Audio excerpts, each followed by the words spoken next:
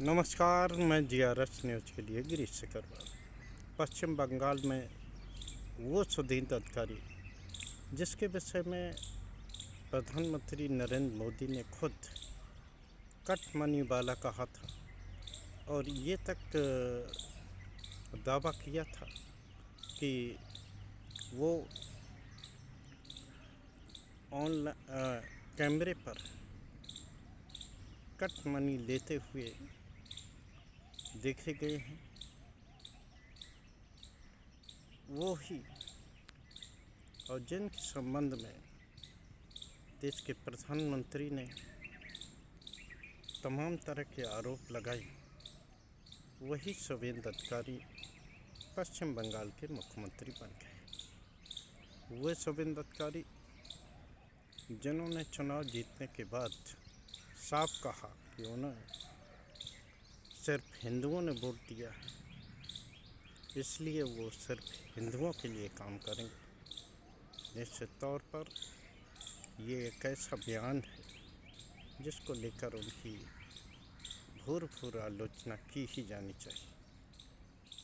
आखिर कोई संवैधानिक पद पर बैठा व्यक्ति इस प्रकार की बातें किस प्रकार से कर सकता है। मैंने खुद इस तरह की बात को देखा और ये मामला अब माननीय न्यायालय में भी गया है। वो न्यायालय जिसके पास लाखों मुकदमों की पेंडेंसी है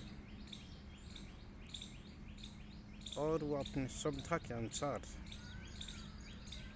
उन मामलों को अपने सामने लेता रहता है जो कि चुक और यूज के अनुसार होते, यानी कि जो उनके लिए सुविधाजनक होते हैं। निश्चित तौर पर अब तमिलनाडु में भी न चाहते हुए भी राज्यपाल को अब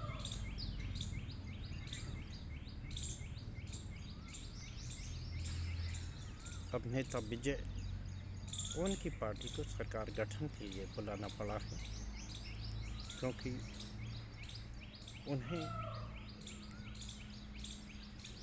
जो निर्धारित संख्या सरकार गठन के लिए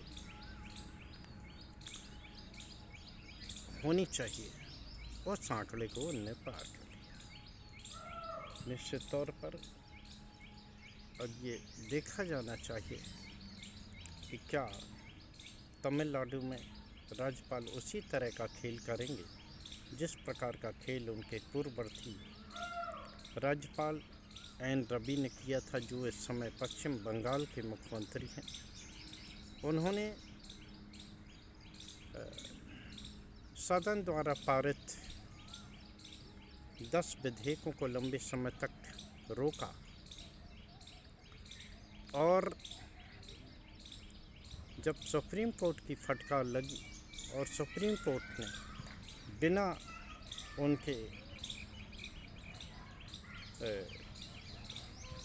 उनको एक तरह से बाईपास करके वे सभी विधेयक पारित कर दिए, तो निश्चित तौर पर हालांकि उस समय सरकार ने उन पर कोई कार्रवाई नहीं की। बाद में उन्हें पश्चिम बंगाल में भेज दिया गया। आज वो वहाँ के मुख्यमंत्री शुभेंदु अधिकारी को पद एवं गोपनीयता की शपथ दिला रहे थे। सबसे मनोरंजक पश्चिम बंगाल की वो फोटो रही जो प्रधानमंत्री कभी शुभेंदु अधिकारी पर आरोप लगाते थे, लेकिन वो भी आरोप हल्का पूरा नहीं, भ्रष्टाचार का आरोप था। लेकिन वही शुभेंदु अधिकारी की शपथ ग्रहण समारोह में देश के प्रधानमंत्री बैठे तालियां बजा रहे थे और उसे बंगाली अस्मिता से जोड़ रहे थे। निश्चित तौर पर जिस तरह से बिहार में सम्राट चौधरी, जो कि एक हत्या के केस में जेल में भी बंद रहे, हालांकि उन्होंने घाट घाट का पानी पीकर कमल छाप वॉशिंग मशीन में धुलकर खुद को पाक साफ कर लिया, लेकिन सवाल तो उतना ही है कि जो देश के प्रधानमंत्री न खाऊंगा और न खाने जैसा खाऊंगा और न खाने दूंगा जैसे नारे लगाते थे, आज उसी कटमनी वाले मुख्यमंत्री जो कि ऑन कैमरे पर 5 लाख की राश लेते हुए एक स्टिंग ऑपरेशन में पकड़ गई थी, उन्हें मुख्यमंत्री बनाने के लिए विवश होना। ऐसा ही मामला महाराष्ट्र के मुख्यमंत्री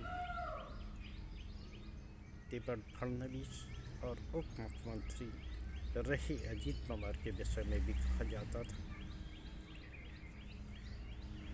जिन्हें तत्कालीन राज्यपाल भगत सिंह कोश्यारी ने अल सुबह ही बिना किसी बहुमत की शपथ दिला दी थी। हालांकि बाद में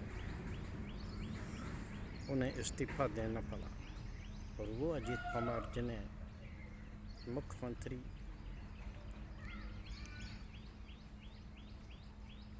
के साथ ये कहते थे कि अजीत पवार ने हजारों करोड़ का घोटाला किया है, वही अजीत पवार भारतीय जनता पार्टी की नाक के बाल बने। हालांकि अब वे हमारे बीच में नहीं है, लेकिन इन उदाहरणों से यह स्पष्ट हो जाता है कि कहना आसान है लेकिन करना बहुत ही कठिन, और कथन और करने में किस प्रकार का अंतर होता है, ये बात इन 2-3 उदाहरणों से आपको अच्छी तरह समझ में आना चाहिए।